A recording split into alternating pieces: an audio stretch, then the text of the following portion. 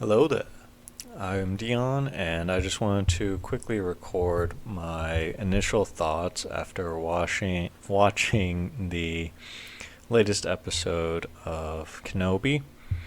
This was the season finale of the six-part Disney Plus series, featuring Ewan McGregor reprising his role as Obi Wan.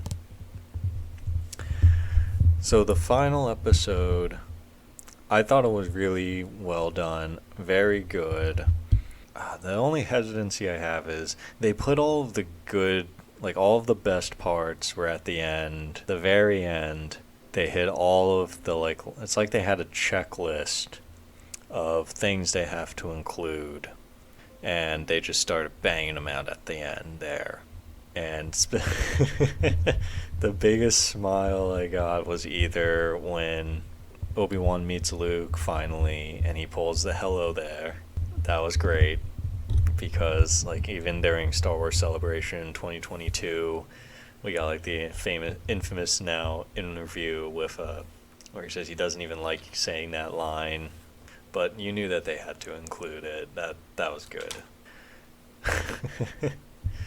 What else did they? And then of course the very last scene was the biggest reveal, one that they've been hinting at from the start, which was the reveal of Qui-Gon Jinn. So we finally have Liam Neeson reprising the role of Qui-Gon Jinn, which was such a great cameo and an excellent way to end it. And the final battle between Anakin and Obi-Wan was excellent. I think the choreography was fantastic. The powers that they used were so cool. The only part where I was a little like, I don't know about that was Obi-Wan doing the Jesus pose and unleashing all of the boulders on Darth Vader. But like that's fine. We can get over that because everything else was so cool. Vader does the ground pound and you see the earth shatter below Obi-Wan's feet, which was awesome. Yeah, it had a lot of really good bits, and we got to see Obi-Wan do Hayden Christensen's famous behind the back spin. He did a lot of Hayden Christensen's moves. From what I could tell, I just finished watching the episode for the first time, so I'm gonna have to go back and look at it a little closer, see if we can see any I'm pretty sure that that's what I saw was Obi-Wan using Anakin's techniques against Darth Vader, because he did come back more aggressive towards the end there, which was very exciting. And when he cuts the mask and you get the crossover of Anakin's voice and also Darth Vader's voice, like with the voice changer, that was really well done. I absolutely loved that effect. How part of it was Hayden Christensen and the other part was James Earl Jones. That was so cool. And he leaves him with the final line of like, "You didn't kill Anakin Skywalker. I did." Which was, I have no idea what he means by that, but I loved it, and it was great. Yeah, that whole fight sequence was so good. It was a very, very well done, very well worth the wait. Yeah, those were definitely the biggest highlights, was Obi-Wan meeting up with Luke, Obi-Wan meeting with Qui-Gon, and Obi-Wan meeting with Anakin Darth Vader at this point. That was cool. And I've read, I think like Star Wars Theory, I'm pretty sure I mentioned this, that like Obi-Wan has to win the next fight that they do in order for it to line up with A New Hope, when the thing Darth Vader says before he strikes down Ben Kenobi in A New Hope. So that was really good. I was rooting for Darth Vader, of course, but some things are just written in stone. It's one of those prophecies. It's a prophecy at this point. Other things about the episode, I did not care for Reva's final engagement with Uncle Owen and Aunt Beru. and her chasing down Luke. I didn't think it was necessary at all, really. Like I don't know. I don't think it built Uncle Owen or Aunt Beru. I don't think it helped them out as characters. I think that it was strictly there to give Reva some sort of closure, which I guess is fine. For the context of the show, yeah, that's fine. But my personal opinion is I don't really care for her character anymore.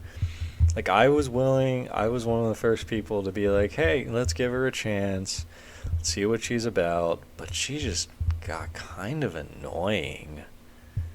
I was not the biggest fan, and I wanted to like her character.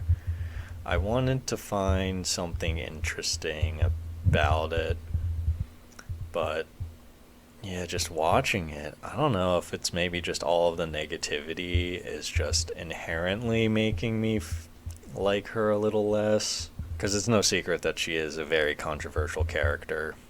But I don't know, man. Something just didn't do it for me in this last episode. The last few episodes, really. It's hard to create a new original character for Star Wars, as we know, as we have seen. Yeah, sometimes you're not always going to have a great character every time. So that's okay. The actress did her best.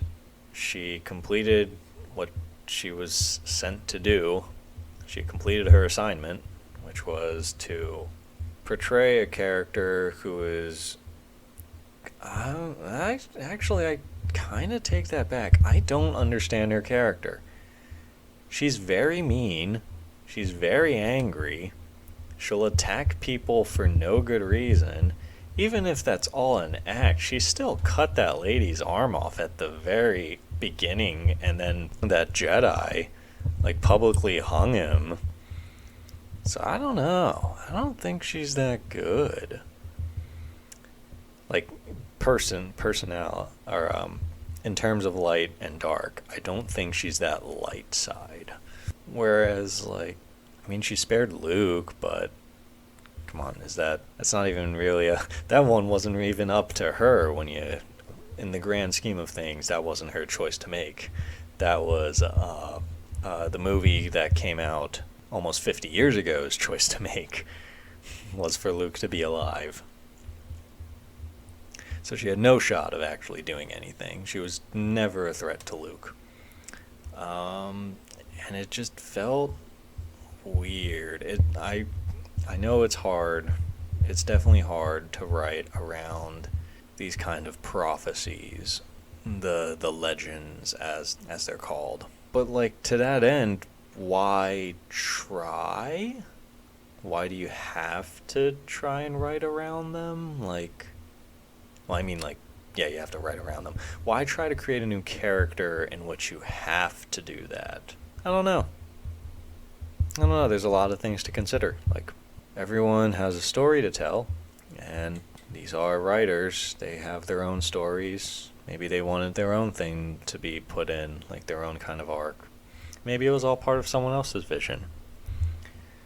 I'm sure someone definitely had a good vision for it, and they just wanted it to work out, and then they did what they had to do to make it work out. I can understand that. It's not like I hated it like Last Jedi. Like I don't think this show or that character Reva is a crime against humanity the way that Last Jedi is. Yeah, it pretty much just ends with I didn't really care for her and her story arc, but I guess that's not necessarily a bad thing. I don't know.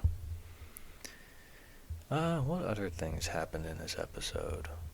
The vast majority of it was the battle, which I liked. Completely forgot about the opening scene where they're getting shot at in space, and the transport's trying to get away, and Obi-Wan has to do the whole, like, I'm leaving now, and then Kid Leia pulls the old, like, no, you can't leave me. And I'm like, shut up, little kid.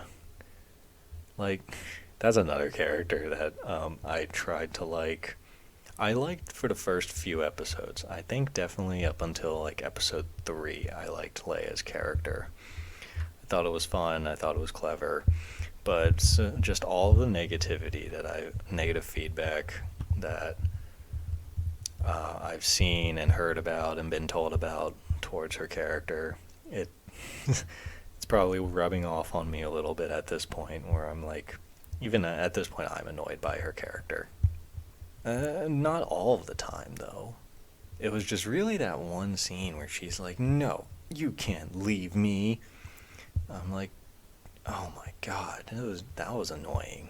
That was annoying." There was that. I like seeing Kumail Nanjiani again. That's always a good time. I liked Ice Cube Jr. He was great. I like his character. He's a good actor. I like the way that he presents his characters. His performances are always like a highlight. He's a good side character who always kind of steals the show in a way, but in like a believable way, not like an over-the-top way. I don't know why Obi-Wan took the droid that Leia uses. I don't know if I like looked away and missed something about why he brought that droid to the planet where he fights Darth Vader. Like, was it literally just so he has a reason to go back and visit Leia? Because if so, I guess that works. Or he could just, visit her. Because I don't know why he needed a reason to. Oh well. So yeah, overall, I think it was a good episode, and I'm satisfied with the end of the mini-series. I definitely liked the fight, the final battle between Obi-Wan and Anakin. I liked the previous fight from the episode before this. That was really good. I really liked Qui-Gon Jinn showing up. I liked the little hello there.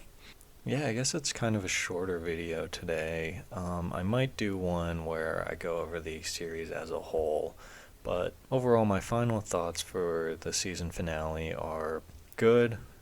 There was a lot of good parts. There were some parts that I'll probably just fast forward through when I'm rewatching, but overall I think it was good. And I think the series as a whole, especially the last 2 episodes, so the first 2 episodes, maybe the 3rd episode, and then the last 2 episodes are good.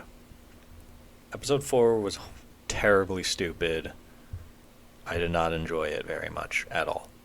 And that's all I'll say about that for now. But overall, I think this series is good. It's not Mandalorian good. I liked it. And so I guess, yeah, it's a shorter video today. I will probably do a full, more in-depth review of the series after I've had some time to like think about and collect my thoughts. I just wanted to get my initial reactions out here, because wow, that was awesome. That ending really made me happy. All right, thank you for listening, and have a good one. See you.